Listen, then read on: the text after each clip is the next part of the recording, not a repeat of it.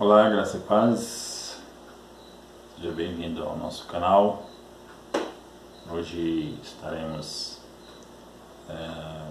fazendo mais uma aula aqui, no propósito de falarmos acerca das Escrituras. Nós falamos sobre o que é as Escrituras, o que é a Bíblia, o porquê devemos estudar a Bíblia, e hoje nós abordaremos mais um assunto, continuando então nesse assunto da Palavra de Deus. Nós vamos falar sobre quais as diferentes formas da Palavra de Deus. Quais as diferentes formas da Palavra de Deus. Mas antes vamos orar ao Senhor, pedir a Ele a sua bênção sobre as nossas vidas.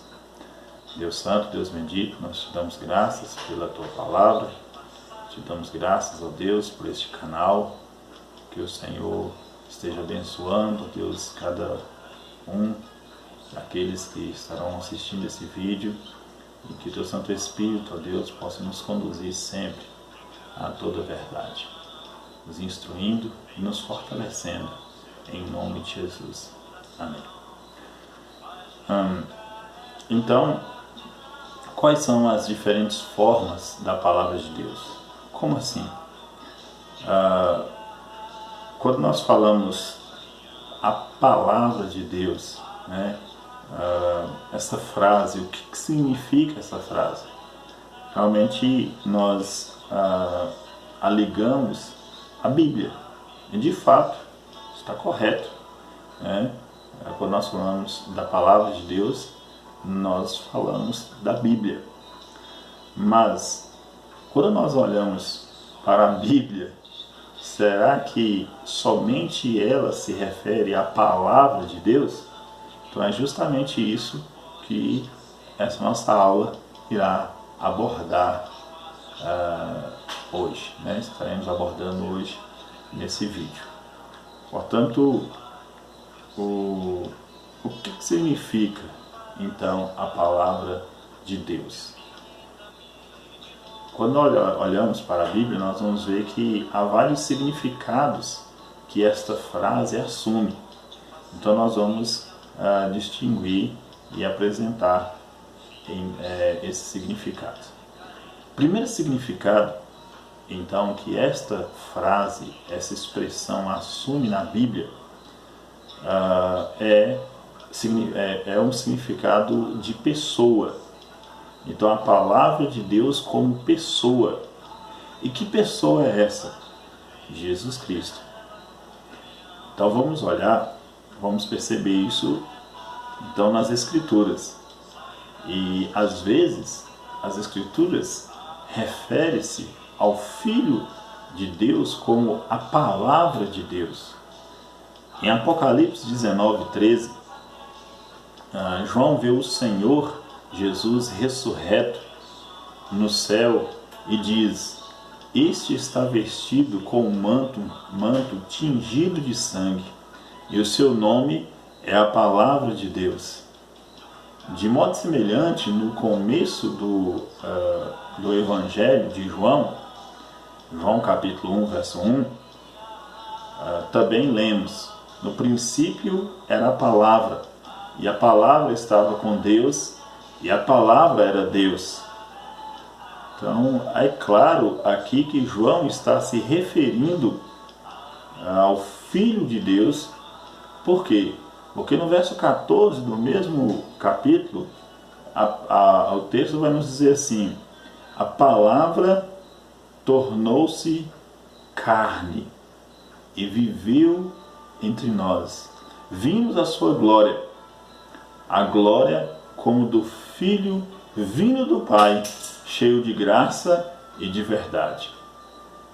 Então esses versículos, e talvez 1 João capítulo 1 e o verso 1, são os únicos casos em que a Bíblia se refere ao Deus Filho como a Palavra, ou a Palavra de Deus.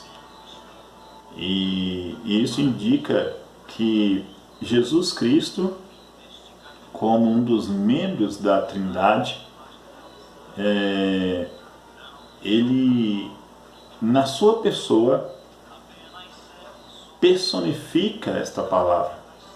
E ele tem o papel de comunicar o caráter de Deus e expressar a vontade de Deus para o homem. Então Jesus tem esse papel, Jesus tem essa característica, e isso nós temos aqui como a palavra de Deus. A palavra de Deus, então, como pessoa, e essa pessoa, então, sendo Cristo Jesus. Um outro aspecto que eu quero trazer aqui em relação ao significado da palavra de Deus que encontramos na Bíblia é que a palavra de Deus, como comunicação verbal de Deus. Então, esta palavra como comunicação verbal de Deus. E então, a Bíblia vai nos trazer alguns sentidos, alguns significados, né, desse sentido de comunicação verbal de Deus. O primeiro significado dessa comunicação verbal de Deus são os decretos de Deus. Às vezes, as palavras de Deus tomam a forma de decretos poderosos que causam eventos ou até mesmo trazem coisas à existência. Por exemplo, em Gênesis capítulo 1, verso 3, as Escrituras vão dizer assim: disse Deus, haja luz e houve luz. Então, através da sua palavra, através do seu decreto, haja, Deus decretou. E aí nós temos uma comunicação verbal de Deus através do seu decreto. Temos também um exemplo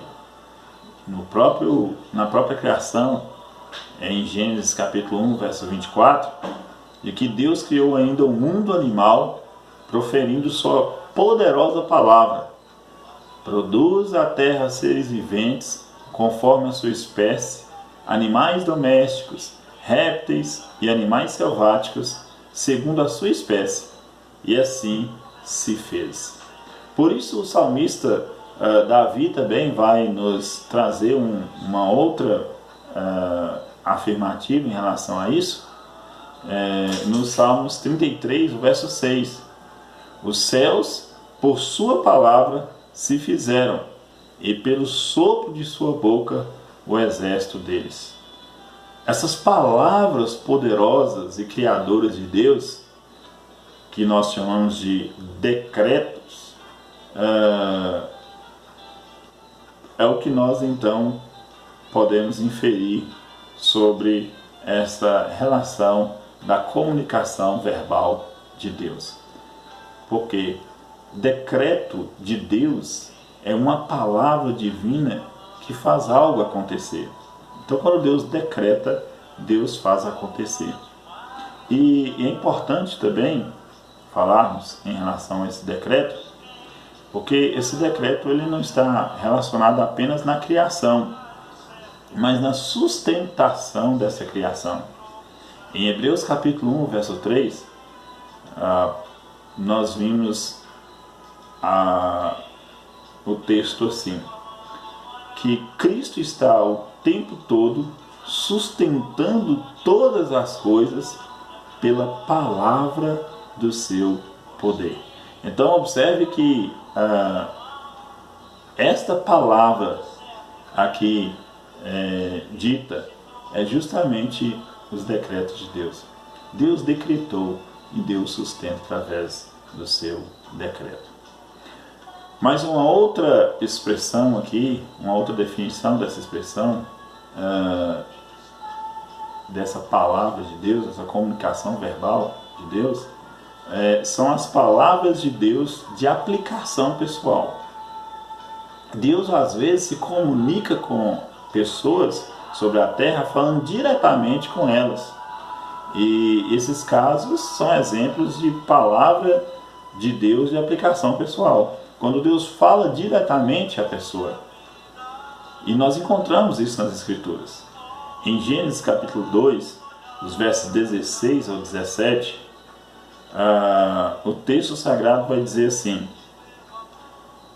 Deus vai se referir, vai falar com Adão.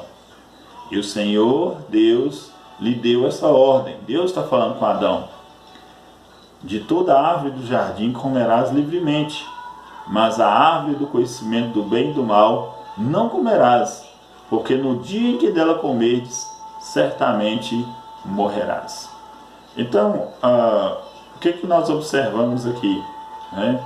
Nós observamos que esta palavra, né, essa comunicação verbal de Deus, ela também tem uma aplicação pessoal.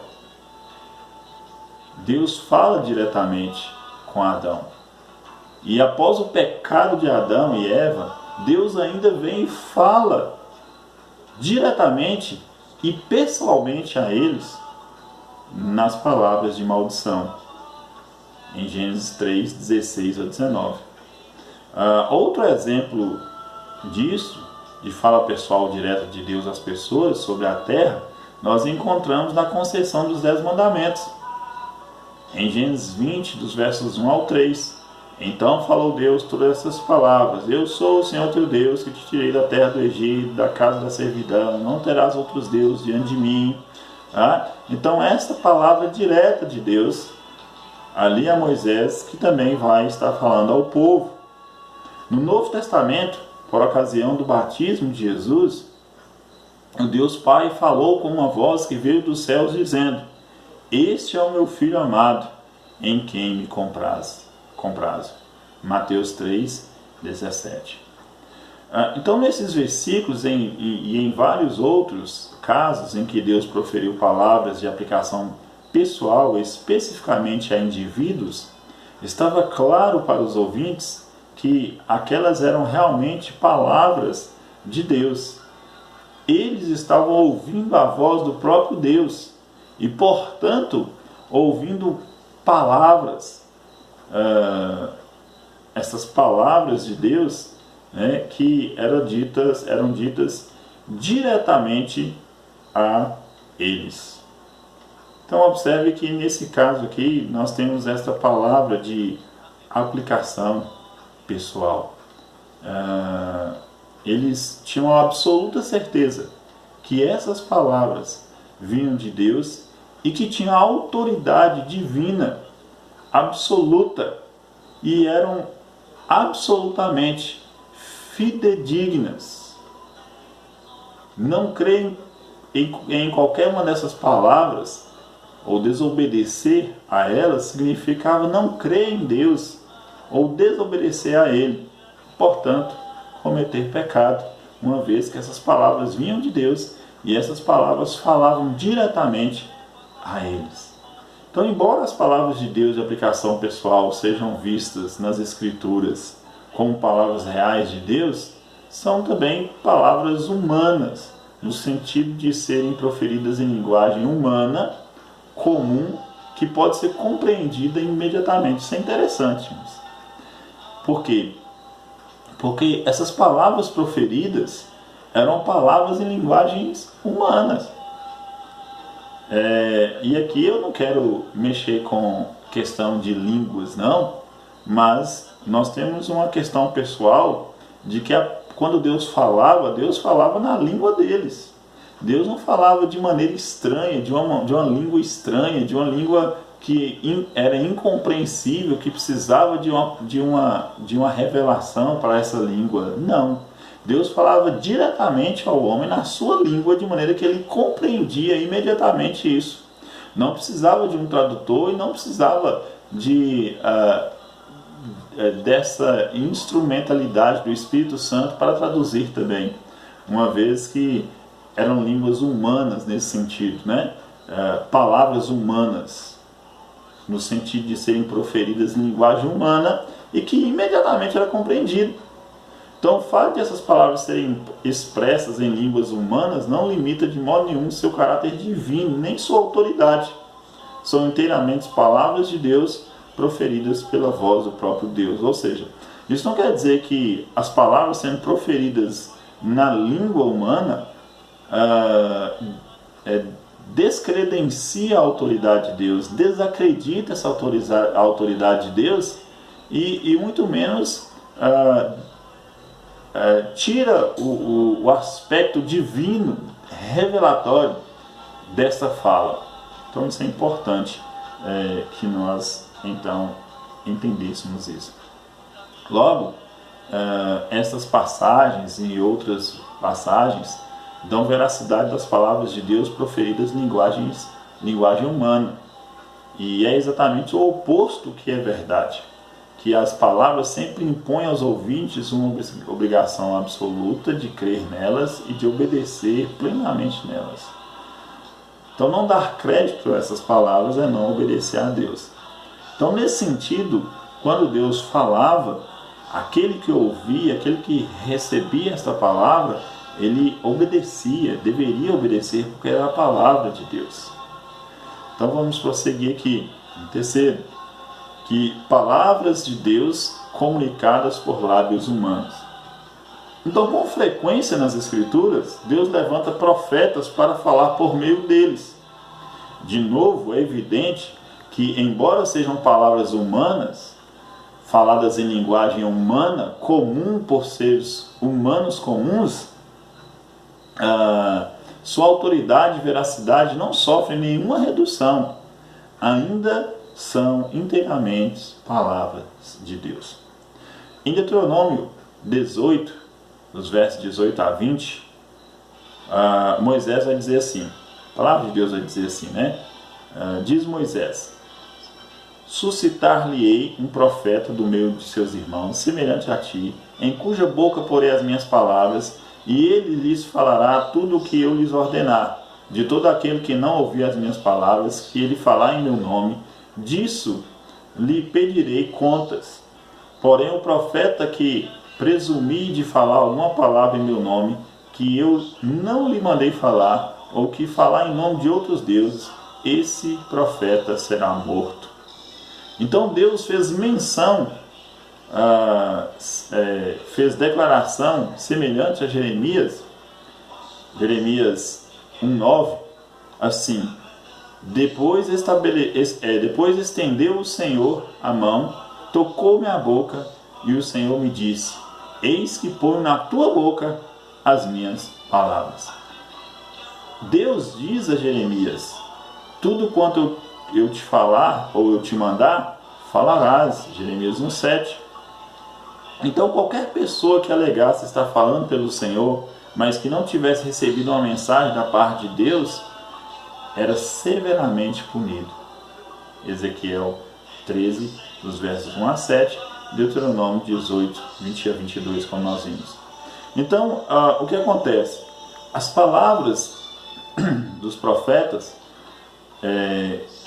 que Deus usava os profetas nesse sentido, se eles estivessem falando algo que não era de Deus, eles eram punidos, eles eram mortos. Imagine se isso fosse hoje, né? Em que muitos estão falando aí da parte de Deus, que recebeu uma palavra de Deus, que recebeu algo e tal, e onde muitas vezes nada disso aconteceu. Então, as palavras de Deus comunicadas por lábios humanos eram consideradas tão autorizadas e verdadeiras como as palavras de Deus aplicadas ou de aplicação pessoal. Não havia nenhuma redução de autoridade dessas palavras. A qualquer uma delas significava não dar crédito. Não havia nenhuma redução de autoridade dessas palavras quando expressas por lábios humanos. Não dar crédito ou desobedecer a qualquer uma delas significava não dar crédito ou desobedecer ao próprio Deus. Então essa é uma outra maneira então desse ponto que nós estamos falando, né, da comunicação verbal de Deus, que também através de palavras comunicadas por lábios humanos. E por último, palavras de Deus em forma escrita, que é a Bíblia. Então, além das palavras de Deus em forma de decreto, as palavras de Deus de aplicação pessoal e das palavras de Deus comunicadas por lábios humanos, também encontramos nas Escrituras várias citações em que as palavras de Deus são colocadas em forma escrita. E o primeiro exemplo se encontra no relato sobre a dádiva das duas pedras, as duas tábuas de pedra, né, em que foram escritos os 10 mandamentos. E tendo acabado de falar com ele no Monte Sinai, deu a Moisés as duas tábuas do testemunho, tábuas de pedra, escritas pelo dedo de Deus. Êxodo 31:18. As tábuas eram obras de Deus. Também a escritura era a mesma escritura de Deus, esculpidas nas tábuas. Êxodo 32:16, 34, os versos 1 e 28. Além disso, Moisés também escreveu. Esta lei escreveu a Moisés e a todos os sacerdotes, filhos de Levi, que levavam a arca da aliança do Senhor, e a todos os anciãos de Israel. Ordenou-lhes Moisés, dizendo: a fim de cada 7 anos lerás esta lei diante de todo Israel, para que ouçam e aprendam e temam ao Senhor vosso Deus, e cuidem de cumprir todas as palavras desta lei, para que seus filhos que não a souberem ouçam e aprendam a temer o Senhor vosso Deus. Deuteronômio 31, de 9 a 13. Este livro que Moisés escreveu foi então depositado ao lado da Arca da Aliança. Tendo Moisés acabado de escrever integralmente as palavras da lei num livro, deu ordem aos levitas que levavam a Arca da Aliança do Senhor, dizendo: tomai esse livro, o livro da lei, ponde ao lado da Arca da Aliança do Senhor vosso Deus, para que ali esteja por testemunha contra ti. Deuteronômio 31, os versos 24 ao 26. Então, meus queridos, essa revelação de Deus também, essa palavra de Deus, também é expressa através da Bíblia. Então, mais uma vez, deve-se observar que estas palavras ainda são consideradas palavras do próprio Deus, mesmo que sejam escritas em maior parte por seres humanos e sempre em linguagem humana. Além disso, são absolutamente autorizadas e absolutamente verdadeiras. Desobedecer a elas ou não crer nelas é um sério pecado e atrai julgamento de Deus, conforme 1 Coríntios 14, verso 37, Jeremias 36, verso 29 ao 31. Várias vantagens, nós falamos até aqui, né, em relação a essa questão da palavra escrita, nos vídeos anteriores, em relação às vantagens de se ter essa palavra escrita. Então, em primeiro lugar, vou falar rapidinho, nós já falamos, né, porque vai ter uma preservação muito mais precisa. Uma outra coisa, vai ter uma oportunidade para exame repetido. Nós vamos voltar e examinar. Vai ter acesso a mais pessoas, né?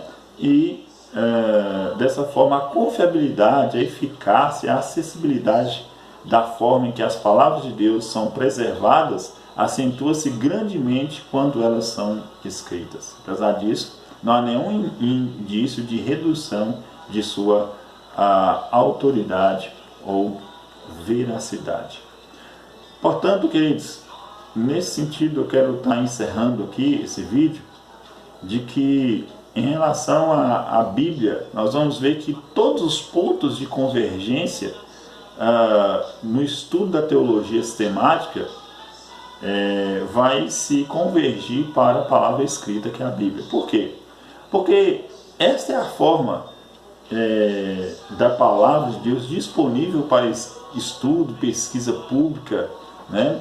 E também ela nos fala sobre a palavra de Deus e para ela nos conduz como a uma pessoa, ou seja, Jesus Cristo, a quem não temos agora em forma corpórea sobre a terra e cuja vida e ensino, por conseguinte, não somos capazes de observar nem de limitar de primeira mão. outras formas da palavra de Deus não são apropriadas como base principal para o estudo da teologia. Não ouvimos as palavras de Deus em forma de decretos e por isso não podemos estudá-las diretamente, mas só mediante observação de seus feitos. As palavras de aplicação pessoal são incomuns, mesmo nas Escrituras. Além disso, ainda que ouvíssemos algumas palavras de aplicação pessoal da parte de Deus para nós, hoje não teríamos certeza de total exatidão da nossa compreensão, memória e subsequente relato delas. Tampouco conseguiríamos com facilidade transmitir aos outros a certeza que a comunicação era de Deus, mesmo que tivesse sido de fato. Então, as palavras de Deus proferidas por lábios humanos deixariam de ser dadas quando o cano do Novo Testamento foi completado. Deste modo, essas outras formas de palavras de Deus são inadequadas como base principal para o estudo da teologia. Então, quando nós falamos de estudo da teologia, quando nós falamos de estudar aquilo que Deus se revelou a nós, o ponto de convergência é a Bíblia. Nós não podemos basear uma revelação hoje pessoal como algo teológico, de maneira alguma. Partir dessa revelação para um ponto de discussão teológica, no sentido de criar nela uma doutrina, de maneira alguma. Tá? Então é mais proveitoso para nós estudarmos a palavra de Deus escrita na Bíblia. Porque assim diz a palavra, Salmo 1, verso 2. O homem bem-aventurado é o que medita na lei de Deus, de dia e de noite. Então as palavras de Deus para Josué também se aplicam a nós. Não cesses de falar desse livro da lei. Antes, medita nele, dia e noite, para que tenhas cuidado de fazer segundo tudo quanto nele está escrito. Então farás prosperar o teu caminho e serás bem-sucedido. Josué 1:8. É a palavra de Deus em forma escrita, a Bíblia, que é inspirada por Deus e útil para o ensino, para a repreensão, para a correção e para a instrução na justiça, conforme 2 Timóteo capítulo 3, o verso 16. Portanto, queridos, que nós entendamos esta linguagem das Escrituras como palavras de Deus. Então vimos que a palavra de Deus, nas Escrituras, podem ser tratadas como o Filho de Deus, Jesus Cristo. Ela pode ser tratada como uma profecia, como algo pessoal, mas só que e também como a Bíblia. Entendemos que essas profecias já cessaram como fechou o cano. Então nós temos a palavra de Deus hoje escrita, revelada. Não precisamos de mais nenhum outro meio para podermos estudar e compreender aquilo que Deus mesmo se revelou a nós. Que Deus nos ajude, que Deus nos capacite, através do seu Santo Espírito, para compreendermos essa palavra, amá-la, desejá-la a cada dia em nossas vidas. Que Deus abençoe sua vida e que esse vídeo possa ter te ajudado, que possa ter acrescentado algo à sua vida espiritual. Que Deus nos abençoe em nome de Jesus. Amém.